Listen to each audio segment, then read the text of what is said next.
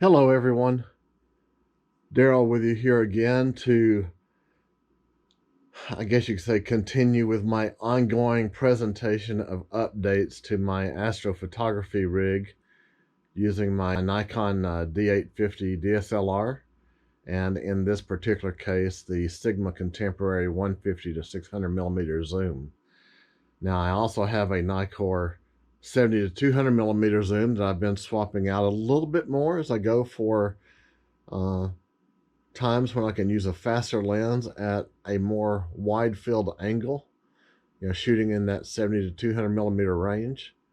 But still, I really like the long reach of 600 millimeters, and coupled with, in this case also, my 1.4x extender, why I've got a camera reported 850 millimeters. My mind says 840, but it is what it is. And not only that, but the ASIR Pro app, when I'm doing a plate solve, it rarely ever reports that as more than about, probably the largest I've seen is 820 millimeters. So I don't know, focal lengths are focal lengths. They're whatever you're told they are, regardless of the numbers, I think. The numbers as given by the lens specifications. Anyway, early on, I gave a presentation where I showed that my guide scope had been mounted to this dovetail bracket of my Star Adventurer Pro. I like that because no matter where my camera was pointed, I could always have the guide scope in some preset direction, and changes in the declination angle of the camera made no difference. The guide scope was always where it was initially aimed to. And I did like that convenience. I still like that convenience. But, so many times I see photos, videos people post of their own imaging train configurations. And I would say 95% of the time, you will see the guide scopes are mounted parallel either to the side or above the main lens axis. And I've wondered, to what extent is that truly necessary? I haven't seen anything just saying that, yes, absolutely, that is the way and the only way to do it. Intuitively, I don't see really why that would matter. You've got the Earth rotating at a fixed speed, and that is what defines the movement of all your celestial objects that you're going after. So it seems to me that no matter which direction you aim a guide scope, it's still going to be providing tracking guidance corrections based upon the movement of the stars that I assume would still be pretty much the same corrections. There's probably some math involved there that would say the more your scope is aligned exactly along the same path that your lens is looking, maybe there is a heightened accuracy. But the problem I have run into, especially when I'm shooting here at my home, is if I'm tracking objects, let's say Andromeda, I've also often used that as an example. If I'm tracking Andromeda and it starts moving toward the horizon, as it is later into the morning, then I start having to contend with tall trees in neighbors' yards and whatnot.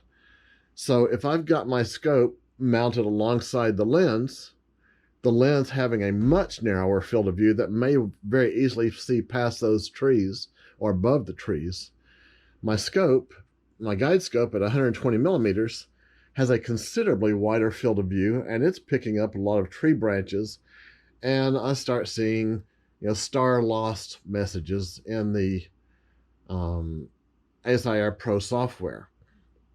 So that means at times I'm getting a loss of accuracy because we've temporarily lost the star tracking, or maybe even permanently lost it, depending on how low things are on the horizon. So I do like the versatility of being able to mount, down here on the 3/8 inch post of the dovetail and aiming my guide scope higher to the heavens, avoiding those tree issues and whatnot.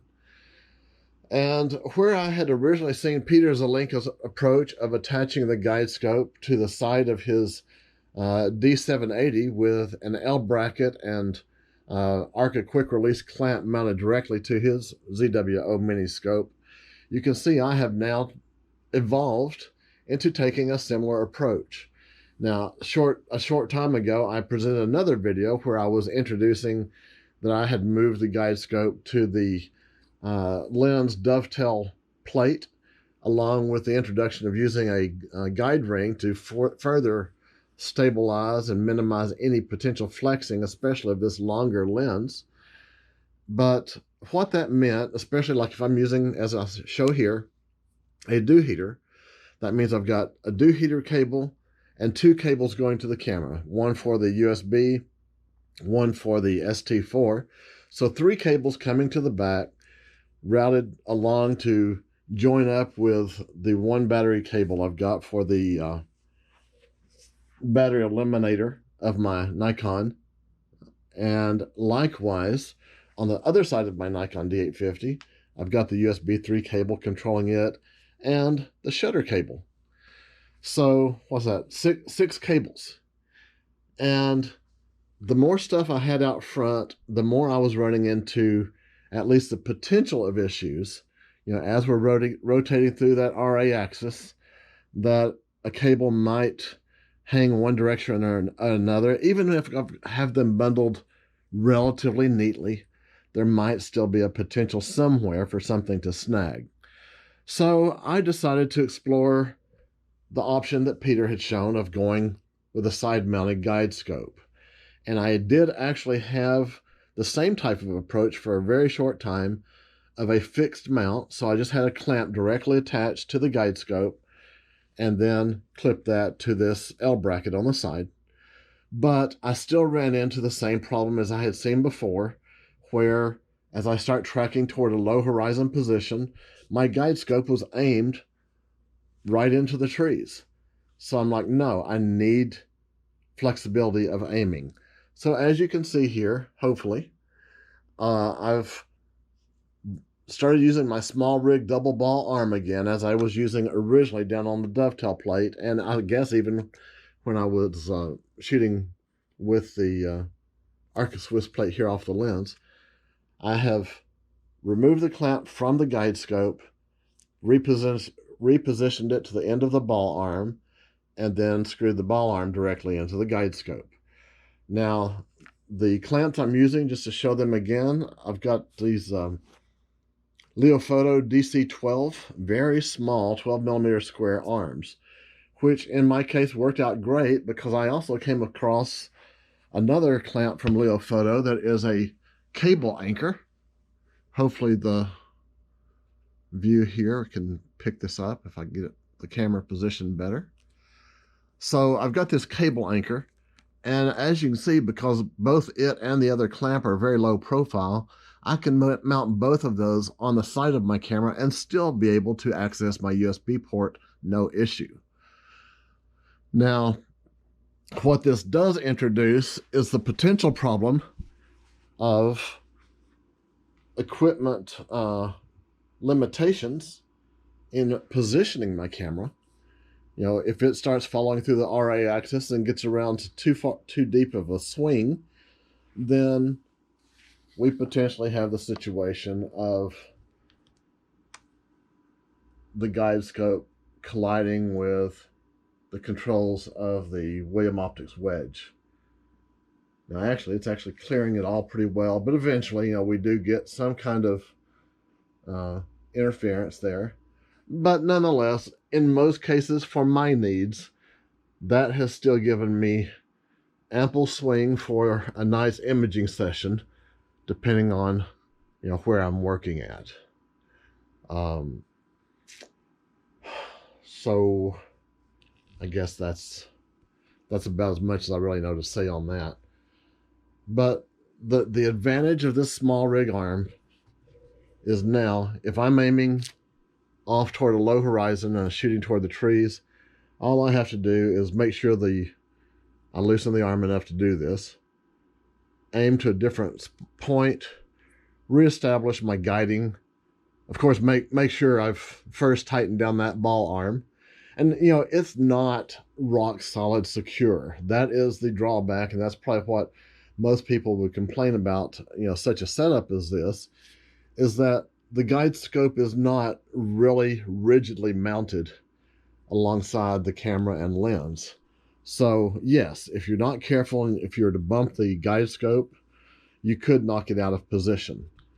So, you know, you've got to be prudent. First, you want to be sure that you've tightened it down securely, and this is very clearly not secure at the moment. Also, too, how I have this mounted into the small little photo plate is off the clamp rather, is off the end of the clamp. It's got a 1/4-20 both at the end and in the bottom of the clamp. I put it off the end because that gives me a little bit more freedom of movement for how I can position the arm. But that screwed in connection is still one more place where you could get some play if you don't have everything just screwed up really nice and tight. Now, what I'm probably going to be doing eventually, and I haven't yet, is put some thread lock compound on the screw there from the small rig arm into the Leofoto clamp. Anyway, that is my latest update, and what this allows is, by virtue of, let me see if I can get everything in place and tighten it down some here. What this now allows me to do, and in fact, yeah, my screw there is loose, the way I've been handling this. So, very clear illustration of why this is not a perfect solution, but there are things you can do to make it more secure, i.e. thread lock. I don't know. I don't have any way of proving this. I'm not an expert. Even though I was very reluctant initially to have this extra weight added above the polar axis of the tracker, knowing it would add a burden on the motor of the tracker itself, possibly worsening my tracking accuracy. What it also did, though, was it allowed me to bring all the cables together neatly to this clamp, and I've got one bundled cable wrap going off the back there. So it's less drag. It's much more easy in general to manipulate. There's nothing on the front obstructing movement. And as you can see there, I mean, I can very easily swing through quite a broad range. And the camera's still slopping around there a little bit, but the guide scope rather. But that's all just, again, because of my handling of it the way I am right now. But I almost feel like perhaps the cost of that weight being added above the polar axis is almost offset by the improvement of cable management, creating less of a drag or even potential vibrations by how, you know, as your camera moves through various angles, there may be some point during the night where you're not monitoring anything, but your camera gets around just enough that maybe the cables kind of take a little stumble and shift position and introduce vibration in that 8-minute, 10-minute exposure you were attempting. And I will say too, I have gone so far, my longest exposure using this Star Adventurer Pro and this exact setup you see at 850 millimeters was an 8-minute exposure. And I did have some, I keep calling them tadpole star trails on especially some of the brighter stars. And I can edit those out. I would really like to get rid of them, but I think the only way to do that is to move to a more robust mount, fully capable of handling the weight of this system, and likewise having, you know, some added accuracy of tracking both in right ascension and declination. But those star trails I am really quite puzzled by, because yes, 7 minutes difference is not that much, but if I look at the length of those star trails at 1 minute versus 8 minutes for the same focal length, I can't really say I'm noticing hardly any difference in their size, and I thought they would be, noticeably longer. So I do feel like they are star trails because they are still in the same orientation, in all cases, with respect to being a trailing blur of light. But I also wonder, could they simply be an optical aberration of, shooting those distant stars with a lens that is not really designed for astrophotography? I really, truly don't know. But nonetheless, I've been pretty happy with the results I've gotten using this setup and then doing some due diligence in my Photoshop edits of my images. So that is the current state of my Astro configuration for imaging. Okay, folks, this is going to stretch out the video a little bit longer, but it dawned on me it might actually be informative and useful to see the results of an image that I've captured using the configuration of my camera equipment as I've just shown you. So here we have an image of the Great Orion Nebula and Running Man, not so obvious at the moment. This is a stack of 5 of 8 8-minute exposures at ISO 800 and 850 millimeters. So I was using my Sigma zoom with the 1.4x extender on it, and mistakenly I shot this at f14 instead of full open at f9 as my lens would otherwise be with the extender. The results were still very satisfactory and very editable. I actually came out getting one of my best images, I think, of Great Orion. And the orientation you see it here is not quite as it would be viewed when you're looking up toward the sky. So the first thing I'm going to do is just go ahead and rotate and crop this a little bit. Well, first let me show you, before we make any changes whatsoever, why I consider this a very, very respectable result. I'm shooting, once again, at 850 millimeters and 8 minutes. And although there is a slightly less than round appearance of my stars, they do look pretty darn clean in my opinion. But the brighter stars especially will have this tapering tail off one side. The star beam there has a taper on it. And this is something that earlier on I thought to be a star trail, but I'm pretty well convinced that is not the case. I think what we're seeing there is, much as we have these other star beams, I guess introduced by the, well, maybe part by the seeing conditions, the sky, but also by the aperture blades of the lens, even full open. I've seen this even with my lens full open, so the aperture blades were probably less of a factor. It just seems that on the trailing edge of the star, we're getting a slightly blurred star beam that gives the star what I just call a tadpole tail. And I have, in my fight to get rid of that, I've tried test exposures ranging from 30 seconds up to, I think the longest now has been 8 minutes, as with this exposure, and that tail seems identical in length.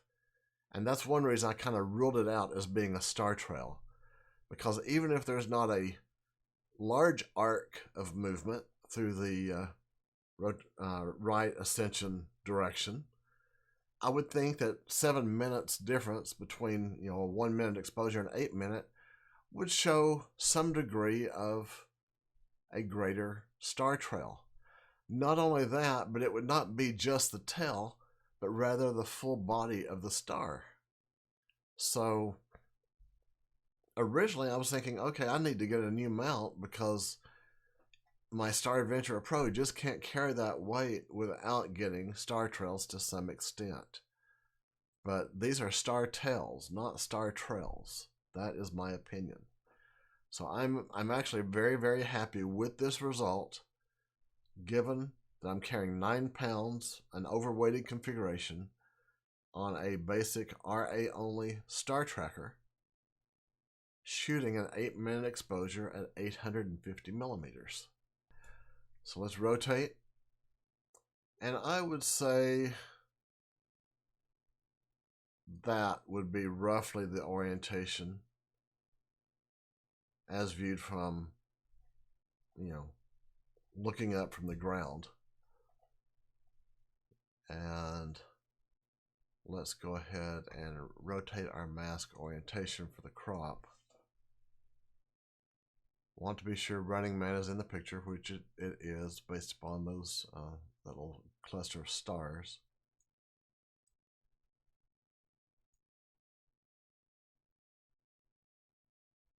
So that is dropping down to 3300 by 5000, so about a 16.5 megapixel crop out of 45. So we're reducing this about not quite 2/3, but close.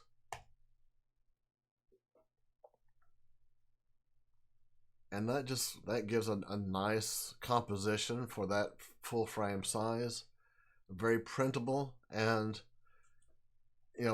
we can see we will see how much these stars and those star tails bloom or blossom as we make some edits, which I'm not going to go through a full editing session, but just enough to give you some sense of what's going on.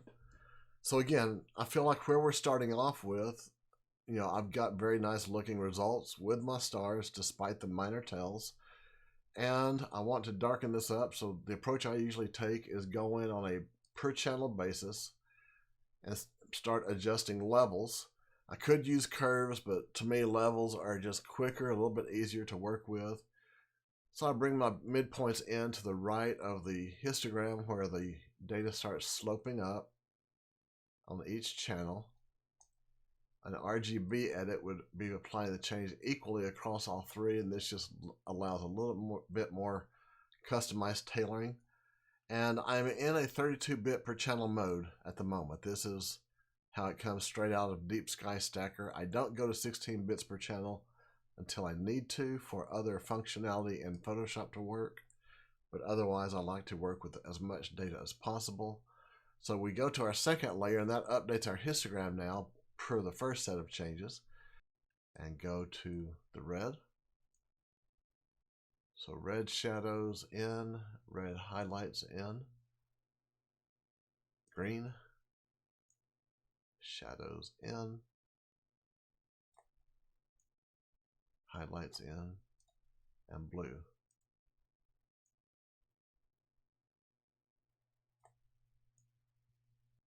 But we still need to go farther.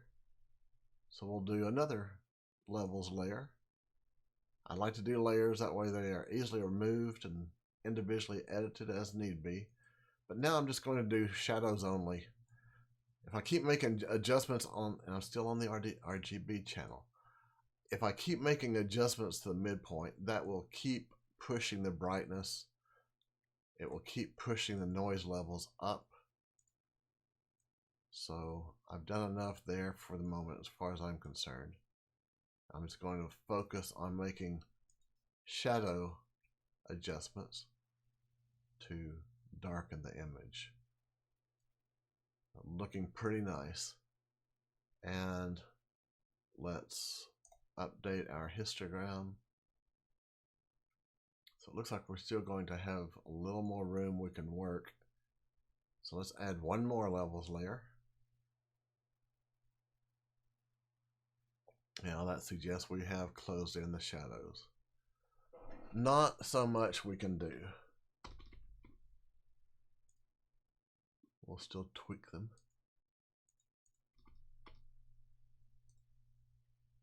Not sure if this is buying us anything. And update the histogram.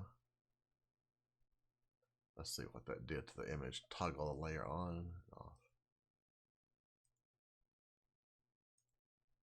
Well, it darkened it a little more than I was giving it credit for. but I still want more. So at this point, we want to add a curves layer, add the anchor point. Now we'll do a little stretch in the direction of an S curve. That looks pretty good. So again, to return to looking at our stars, we do see that the stars have brightened up a little. You know, mainly the contrast has been emphasized. Our darks have gotten darker, our brights now standing out a little more, and we've got those tails a little more obvious. But I still consider that again, a very respectable image. I think if I wanted to print it and show it off, you know, hang it on my wall or something, I wouldn't object too much. But I could actually go in here on the larger stars and pretty easily do some spot retouching to get rid of those tails. Meanwhile, the smaller stars, what little tails they have would be almost unnoticeable. And if I darken it up even a little bit further, maybe do some noise adjustments, reductions, and some sharpening, all of that should, and it does turn out as a very nice photo. This is one I have already edited just to show you an end result of that. Let's see if I can find it here real quick. I believe this is it.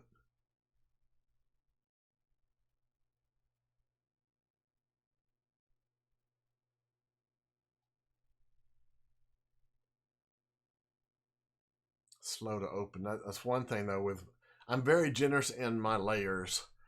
I will create more and more layers just so I can have a lot of recovery points along the way, and a 300 meg file may well turn into 2 gigs by the time I'm finished.